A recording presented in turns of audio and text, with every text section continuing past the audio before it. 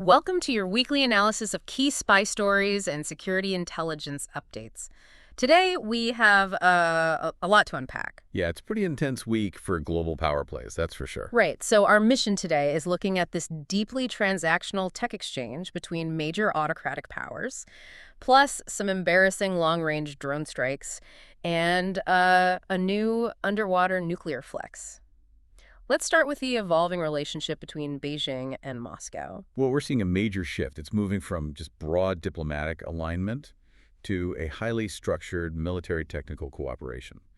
But you have to look at it as fundamentally transactional. Because Moscow is currently just drowning in supply chain constraints, right? Right. Like, they desperately rely on Chinese electronics and manufacturing capacity. Exactly, they need the hardware. And in return, China is getting live combat data straight out of Ukraine. Which is wild. Yeah. That trade-off honestly reminds me of like a dystopian tech startup. China acts as the venture capitalist, giving all the hardware and funding, while Russia runs the messy, real-world crash testing. That is a perfect analogy. And that crash testing is vital for China's goal of developing autonomous AI swarm weapons. Because to build a drone swarm that can actually think for itself, you need algorithms trained to navigate unpredictable, extreme electronic jamming. And Russia's daily combat operations are just feeding them that exact data. Right from the battlefield, yeah. Yeah. They are also jointly paranoid about resilient space communications, specifically Starlink. I was going to ask about that. They have plans to counter it, right? Oh, absolutely. Shared documents show them brainstorming everything from cyber attacks and electronic warfare to kinetic anti-satellite weapons, basically missiles designed to physically smash satellites in orbit. Wow. Yeah. And they're also collaborating on Russia's Almaz-Antey next-generation air defense.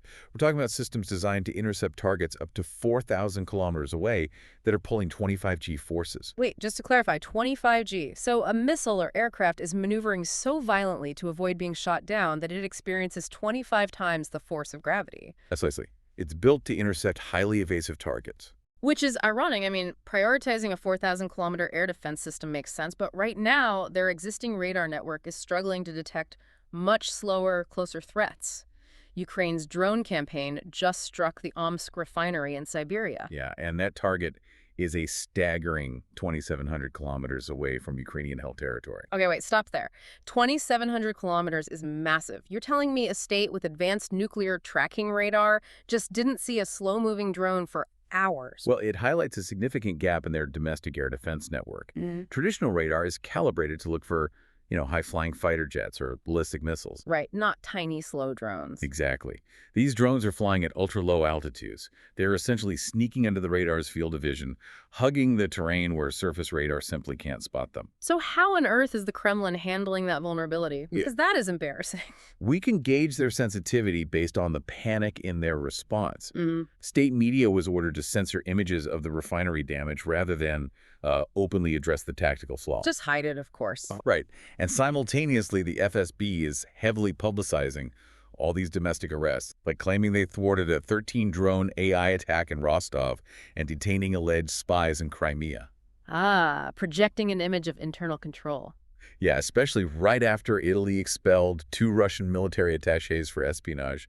They're trying to save face. So while Russia scrambles just to protect its own backyard, China is out there projecting power on a global scale. On July 6th, China launched a submarine-launched ballistic missile carrying a dummy warhead into the Pacific. Right. I'm looking at this test and I don't quite get the alarm. Haven't they always had nuclear missiles? What fundamentally changes just because it's fired from underwater? What changes is the establishment of a continuous survivable at-sea nuclear deterrent. Analysts debate whether they used an older JL-2 or a newer JL-3 variant for this specific test, but the overarching goal is achieving a true second strike capability. Meaning if their mainland silos are wiped out in a hypothetical first strike, they can still respond. Exactly. These hidden submarines guarantee they can still fire back. It makes neutralizing their arsenal much, much harder. And you really have to view that nuclear posturing alongside their immediate gray zone tactics around Taiwan. Just this week, 28 aircraft sorties crossed the median line, that unofficial border running down the middle of the Taiwan Strait. Yeah, and Coast Guard vessels are pushing further east, too. They are actively patrolling waters they previously ignored to normalize their jurisdiction claims Methodically expanding their footprint. without triggering a direct conflict, yes. So these isolated events all connect, whether it's Moscow testing AI algorithms for Beijing or China expanding its maritime presence. It represents a coordinated challenge against Western precision warfare. The technology and tactics being refined in these exchanges today are setting the parameters for future engagements, definitely. Which leaves you with a final thought to ponder.